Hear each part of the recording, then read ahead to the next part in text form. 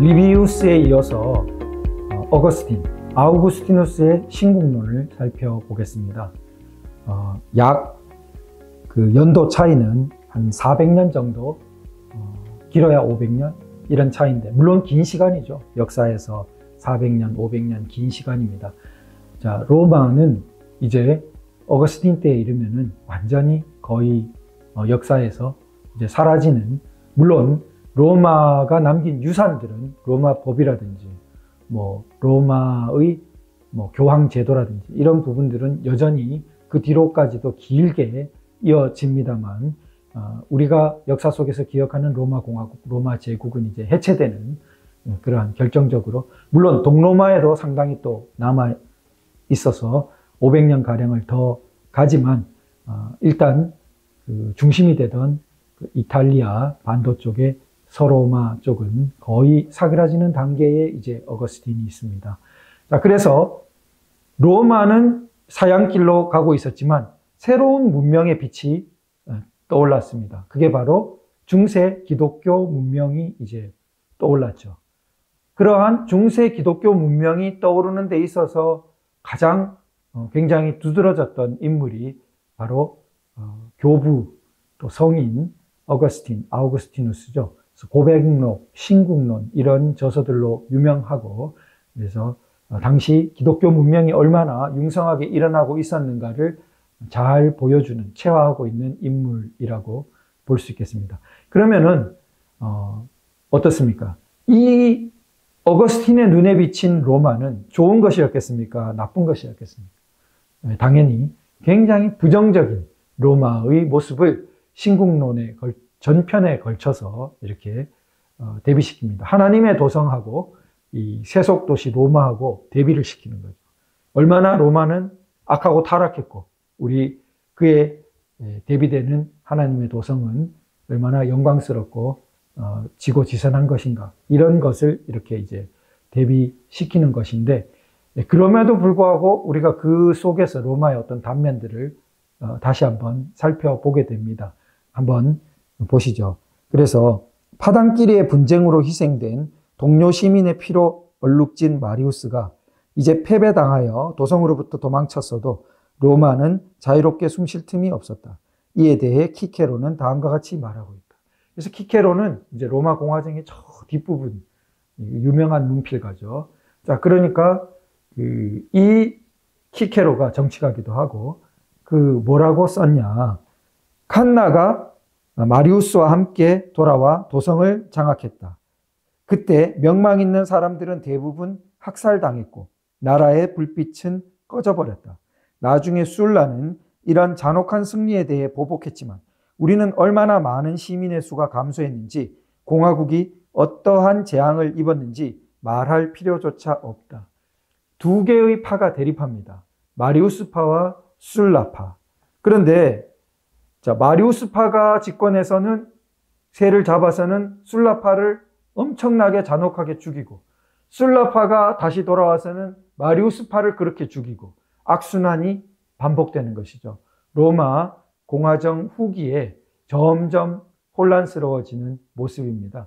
자, 이것이 보다 평민 쪽에 원래는 출발이 가까웠던 마리우스파, 보다 귀족파 쪽에 가까웠던 술라파, 그러나 옛날에 부자의 부와 빈자의 자유가 법치를 통해서 조화를 이루는 공화 정신이 쇠약해지자 이제 양당파 간의 악순환적인 폭력 투쟁으로 이제 점철된 거고, 결국 그 끝에 과두정, 삼두정치, 그 다음엔 재정, 이렇게 이제 넘어가게 되는 거죠.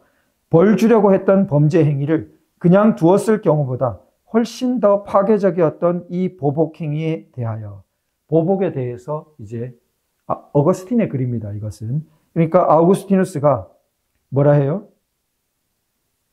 범죄 행위를 그냥 두는 것보다도 더 파괴적으로 나갔다 이거예요.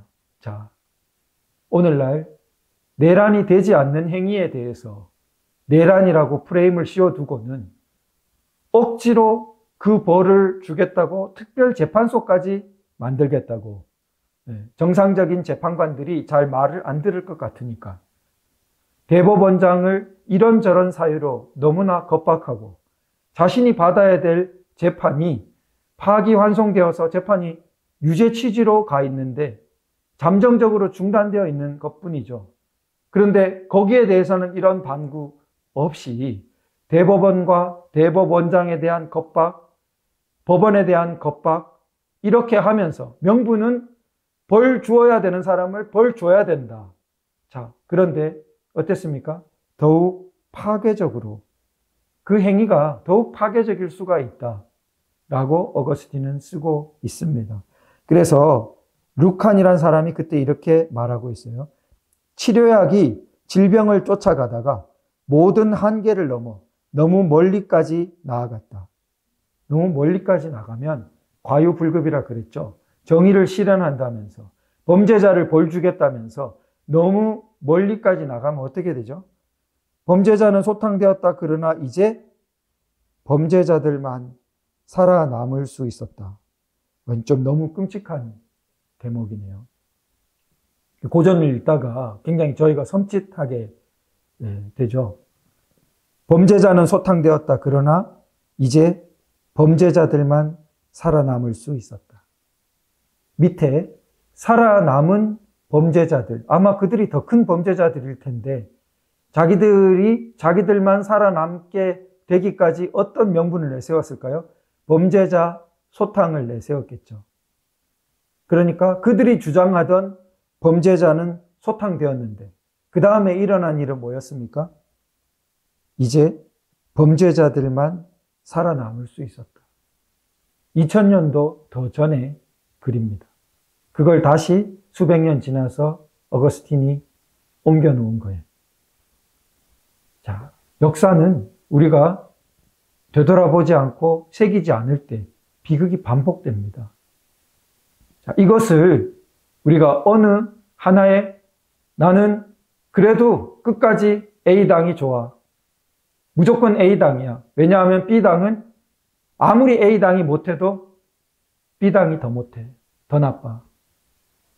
이런 사이비 종교적인 그러한 태도로 고집한다면 어떻게 되겠습니까?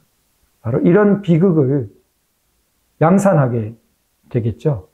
그것이 우리 인류 고전들의 텍스트 속에 굉장히 웅변히 이렇게 나타나 있고, 이런 모습이 바로 공화적인 모습, 반공화적인 모습, 반공화적인 모습인 거죠. 그래서 우리가 역사 속에서 공화적인 모습, 반공화적인 모습을 풍부하게 찾을 수 있습니다.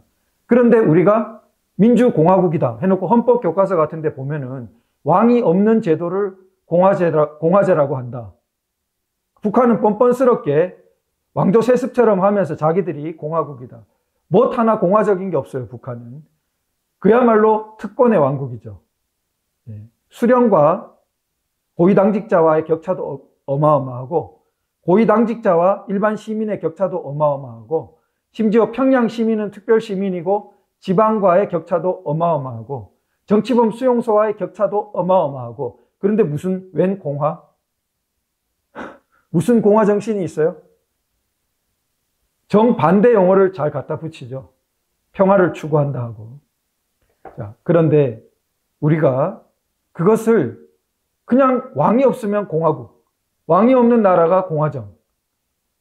지금 대한민국이 어떤 모습입니까? 공화정신이 살아나고 있습니까? 공화정신이 날로 죽어가고 있습니까? 자, 이것은 기존의 좌우나 기존의 진보 보수로는 잘 관측되지 않는 문제입니다. 그래서 그러나 우리의 헌법정신, 건국이념, 이승만 박정희 대통령의 전통을 보면은 명백하게 이런 부분이 강조되고 있습니다. 인류 고전의 텍스트들에서 공화정신이 살아있을 때를 높이고 공화정신이 떨어졌을 때를 아주 안 좋게, 나쁘게 그려내고 있는 것을 볼 수 있습니다. 자, 마리우스와 술라 사이에 전쟁이 벌어졌을 때 도성 밖의 전장에서 많은 사람들이 죽어 넘어졌을 뿐만 아니라 도심 가운데 있는 도로와 광장과 극장과 신전 역시 시체로 가득했다. 사실 승리한 자들이 승리를 거두기 전에 더 많은 사람을 죽였는지, 아니면 승리한 후에 승자로 남거나 승자라는 이유로 더 많은 사람을 죽였는지 판단하기가 쉽지 않다. 위대한 그 고전 정말 서술가답게 승리하기까지 더 많은 사람을 죽였는지 승리한 다음에 더 많이 죽였는지를 모르겠다 이렇게 쓰고 있어요. 마리우스가 승리하고 망명지에서 돌아오자마자 곳곳에서 벌어진 학살 말고도 집정관인 옥타비우스의 목이 연단에 내걸렸다. 한때 집정관의 목을 연단에 걸었어요. 이런 식의 행동을 고전 로마는 하지 않았습니다. 공화국 로마는. 근데 이제 어지러워지면 이렇게 되는 거예요. 전직 대통령을 1.8평 사형수와 비슷한 감방에 가두고 자기들의 전직 국무총리는 전혀 그렇지 않은 시설에 구금 상태에 두었으면서 아무런 문제의식도 부끄럼도 제도권이 침묵하는 그 현실은 공화정이 살아나는 것이겠습니까? 공화정이 어지러워지고 있는 것이겠습니까? 왕이 없으면 공화정이 되는 게 아닌 것이죠. 공화정신이 죽어가고 있는 것이죠. 함께 이 나라를 살리고자 하는 정신을 자꾸 죽이고 있는 것이죠. 그런 세력과 흐름은 우리가 진보, 보수, 좌우를 떠나서 우리 나라 민주공화국의 이름으로 잘못되었다고 말해야 합니다. 그것이 우리가 이 텍스트를 보는 이유 중에 하나겠죠. 자, 그리고 카이사르와 핀브리아는 자기 집에서 살해당했고 크라시 부자는 서로 보는 가운데 학살되었으며 부자가 서로 보는 가운데 학살됐어요. 베비우스와 누미토리우스는 갈고리로 끌려가다가 내장이 터져 죽었다. 물론 어거스틴은 이제 로마를 안 좋게 봅니다. 그러니까 그러나 없는 사실을 만들어냈다고 보진 않아요. 역사책에 기록이 되어 있었을 겁니다. 이 공화정이 어지러워진 다음에 죽음의 모습들이 갖가지 이렇게 묘사되고 있어요. 자, 그러나 오늘날 모욕의 모습을 한번 생각해 보십시오. 현직 누구는 그림을 이렇게 그려서 모욕하고 또 의자를 어떻게 해가지고 모욕하고 그 영상을 유출해서 모욕하고 등등 모욕의 방법이 이루 말할 수가 없이 빽빽히 쓸 수가 있을 겁니다. 지금 이 살해의 방법을 이렇게 쓰고 있는 거예요. 자, 카툴루스는 적의 손에 들어가지 않기 위해 독약을 마셨고 그러니까 자살하는 사람이 생겨요. 유피테리의 사제이던 메톨라는 혈관을 절단함으로써 자기 신에게 스스로의 피를 바쳤다. 이뿐만 아니라 인사할 때 마리우스가 오른손을 내밀어 답례하지 않은 사람, 그 신호예요. 누구든지 그 앞에서 즉각 참살되었던 것이다. 이렇게 이제 어거스틴이 기록하고 있습니다. 우리가 공화 정신이 살아날 때와 살아나지 않을 때 그러한 부분을 구체적인 모습으로 살펴보았습니다. 이제 다음에 이어서는 마그나 카르타, 영국의 이 근대 법치가 시작되는 효시죠. 마그나 카르타에서부터 우리나라의 고려, 그리고 조선, 그리고 이승만 박정희 대통령으로 이어지는 그러한 흐름을 한번 살펴보도록 하겠습니다.